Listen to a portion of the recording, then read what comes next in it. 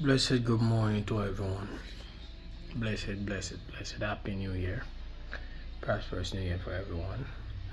I'm just coming to let you guys know whatever you want in life, you just have to make your mind. Don't look at the other person, your friend, because sometimes these friends don't like to hear when you have good things planning for yourself.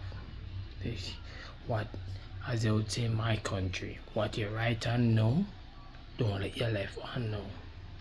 Basically saying that it's not everything you need to let someone know what you're doing. Understand? So I just want you guys to join me along this journey, 30-day journey on YouTube. Try to get to 1,000 subscribers. If I can get to 1,000 subscribers in 30 days, I will give away $1,000. I will give away $1,000 to a needed family or a less fortunate person on the street. So join me along while I share some of my life story here in America with you guys. I first arrived in America in June 9th, 2011. I arrived here. I came up as a coach because I was a track and field assistant coach and a soccer coach for my high school in Jamaica. Coach girls soccer and I assist the coach of the track and field, and we came up with the track and field team. Sad to say, my assistant, the other coach went down with the team and I stayed, and up to today I haven't been back.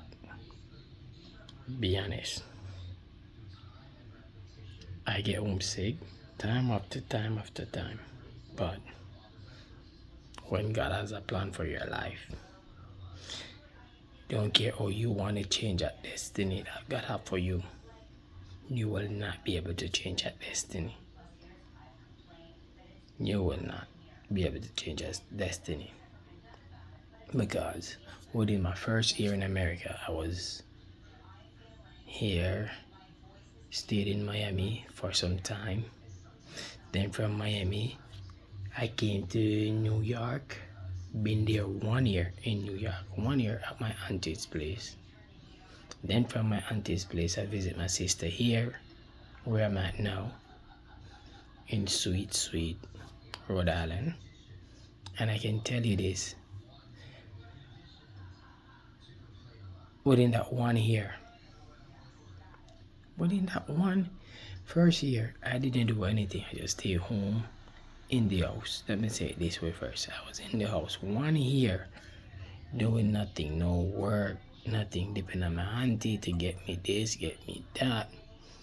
And I was telling people I could go and get some form of ID. They're like, no. So when you come, don't let your family tell you can't this, you can't that. Don't care if you come on a 1 entry or anything. There are ways and means. If you plan to stay here, you can get IDs. And I'm not talking, when I say ways and means, legitimate ID. You go to the DMV and you apply, and they will give you a 6-month ID or something like that. Right? Once you get the ID, you don't even have to walk around with your passport, because I get myself in troubles. And this is why I'm here and I'm still fighting. And I'm just being straightforward and point blank. Right? When I say I get trouble, nothing serious. I was going to Buffalo. After I came back to Rhode Island, I was here. And I came back and my grandfather sadly passed away in Jamaica. At the same time, I was working in a Jamaican restaurant and her sister passed away. We closed the restaurant down. She went to Jamaica and I decided to go to Buffalo. And I got arrested for overstay. Going to meet this chick that I said, okay, we talk on the phone all the time. She was in an accident also, and I'm not, let me just go pay her visit. End up going, I could not eat. I missed the first bus. Let me say that. I missed the first bus that I was supposed to take, and I forced and I tried to get on the second bus with the same pass. If they had room, they said they would let me, and they had room on the bus to New York. Everything. And I didn't feel myself that day because I was supposed to go to her, come back to my auntie wedding. After I spent the 2 days with her, I'd have come back to my auntie wedding. But I'm like, going to, I didn't eat nothing in the morning, and knowing your situation, you're thinking about it, but I don't think that was the main issue. The main issue is, it's like your body tell you something was gonna be wrong. Because I could not eat the food as much as I was hungry. I buy the food when I get to Penn Station. I could not eat it. Anyway, on my way on the bus, my bus was supposed to stop in Buffalo. The Canadian bus and they come, they put people on my bus for Canada and Buffalo. Then after that, they went to, I think, Syracuse. We went at. We go through Syracuse and stop in Rochester. After we stop in Rochester, right? And listen to me, good people. After we stop in Rochester, the ICE officers came on the bus and asked for IDs. IDs for everyone. I'm like, IDs. Now, mind you, my stuff had just been expired. Just been expired.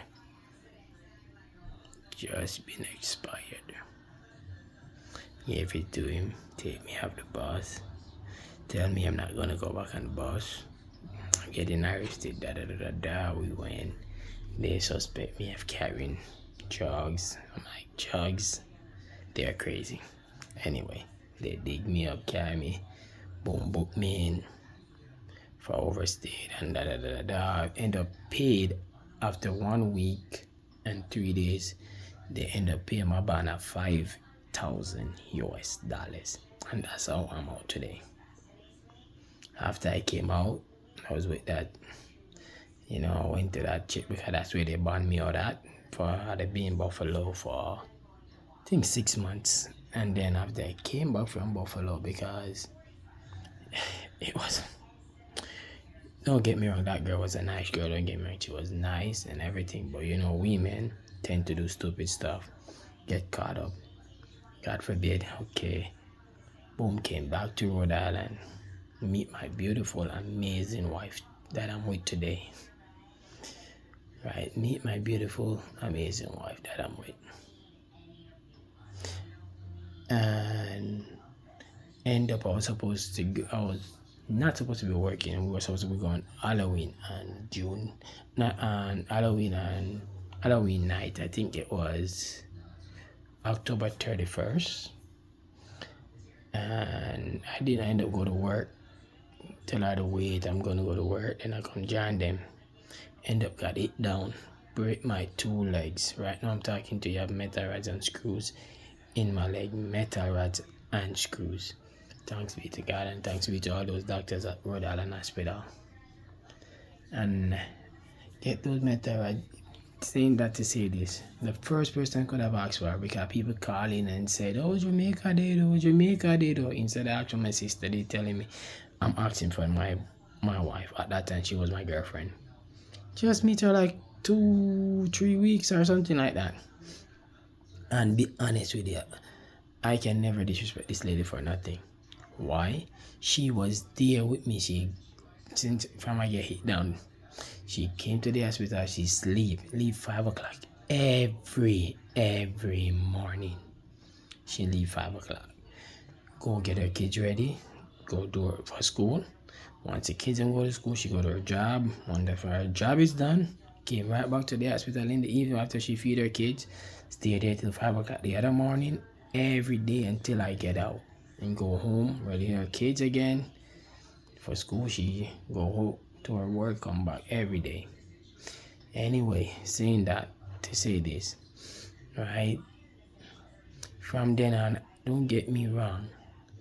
From then on, I had to make up my mind to this is the one. Cause out of everybody that around me, she was the only one that was there like that for me. And from that day, I made my mind up. I cannot disrespect this lady. And that's how I'm with my wife today, that I dearly love. Dearly, dearly, dearly love. I'll never disrespect her.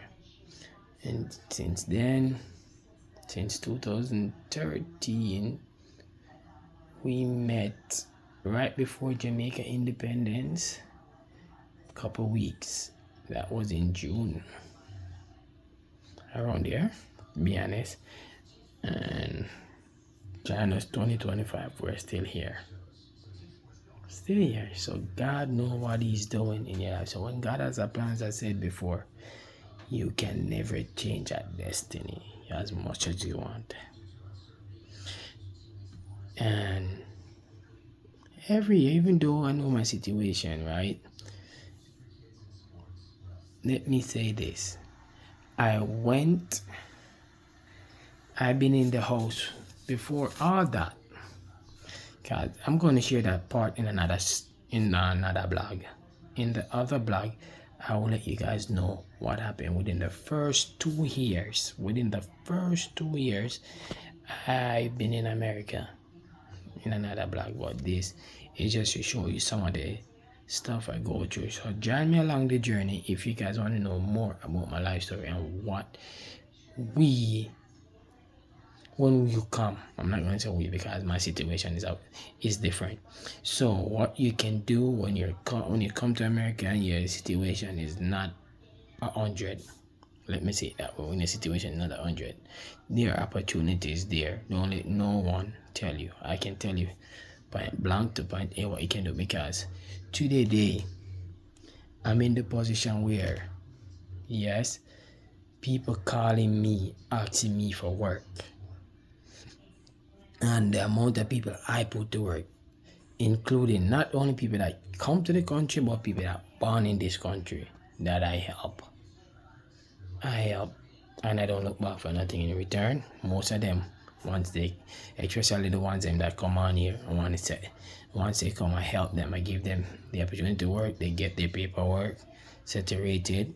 Boom, you don't hear from them, you don't see them. That's what these Africans are. Just being honest, a lot of them are like that. Once you help them, they get their stuff, and they can do stuff legitly now. You don't hear from them, you don't see them. Up to today, they have one that owe me hundreds of dollars, but I don't let that stop me from helping another brother that needed help. Even a guy that just came from Senegal, I help him. He's a soccer player. Help him get on my soccer team that I'm a manager for, and I help him put him to work, same way as I would be doing for anybody.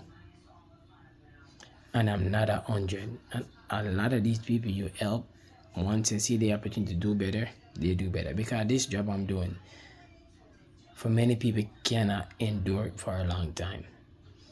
Shipping containers, as I say, I've been showing you guys on my page how to ship containers, how to put cards in containers, how to hang cards and all this. It's physical, and a lot of people don't want to do it a long time. But it pays. The money is there. And I keep on telling these guys around me, I don't do this for the money. If I were doing this for the money, I would not be in a situation to put you guys to work. I do it like I'm doing it for myself. If I cannot do it like I'm doing it for myself, to God be the glory. If I cannot do it that way, it doesn't make sense, because that person won't be happy and you won't be able to get another job. If you understand what I'm saying, that person won't recommend you to anybody else because you're just doing it because the money is involved and they're not getting a good job. When I first started doing this business in 2012, ending of 2012, early 2013, the first guy I go to was like, look at this skinny little boy. What can he do? And up to today, that same guy will call me to do anything, and they asking me how it to be done. Remember, this is what I do full time back home. I was a coach and everything. But as I said, I'm going to share all this with you guys. I'm just giving you a sneak peek at this content and things I don't know. I'll be able to be in the position I'm in today. I understand I help. And once you see how I work, you recommend me to other people like how I work, and I was getting $75. Sometimes rain, snow, sun. When it's snowing, I did 2 container one time for this same guy. And to God be the glory. This guy look at me and gave me $75, and it was mighty cold. It wasn't snowing at that time. And I'm like, that is not fair. I meant to quit this job today many times. And that guy who named Henry Tarcedo, we were good until one day I simply make a video and said there other loading dock, come to this loading dock and load if the other loading dock is busy and you want to load on that same day. He call cops on me, get me trespass from certain place, and from there on I be able to charge my own price what I want, and they have to pay what I want, because now I know what I worth. I'm not in training anymore. They asking me how to get their content done. People even now leaving me to do the work content. They won't even come there. They just come Jamaica, I'm loading XYZ date. They send their booking number to me, send it to the trucker. They get the trucker, bring the container. When the container come, I get my team. If it's 2 or 3 guys, I load it up with my 2 or 3 guys. And once after my 2 or 3 guys, we load it up, boom, I pay them. They're happy. They go home. I'm happy. And these people are not around. Sometimes they're just come to see how the job is going, and oh, Jamaica, you are the best. But don't get me wrong, give you the charge what I want. It's tough to get money from these Africans. Tough. Including these Nigerians. Oh Lord. Nigerian and Senegalese, to God be the glory. I had to block a lot of them. A lot of them are the black. Not that I want to, but if you know your worth, you cannot let people keep on taking advantage of you. And this is the year where we're going to be doing great things, not only for ourselves, but for everybody around us. Everybody around us. And there's a lot more things I have to share with you guys, but for now, I will stop right here and come back in another video with the second part, because it's gonna I could write a whole book. Let me say that I could write a whole book. So just, if you want to hear more about what I've been through in American, or my story can be able to help you guys when you come here to not make the same mistake that I make, because I will share everything with you guys. I'm not gonna open the book, because I could write a book or 2. And I want to meet, as I help people that come here after me, so they don't be in the situation that I am in. That's the same way I'm trying to help you guys right here on this platform. So if you come from outside the country, don't care if it's Jamaica, Trinidad, Barbados, Senegal, Liberia, Gambia, Belize, wherever, this is what I want to help you, so you know what to do as soon as you come, so you don't be in certain in the situation and looking over your shoulder all the time. So God bless you. Yo, if you like this story and you want to hear more, like, share, subscribe. God bless you guys. God over everything. See you one more time.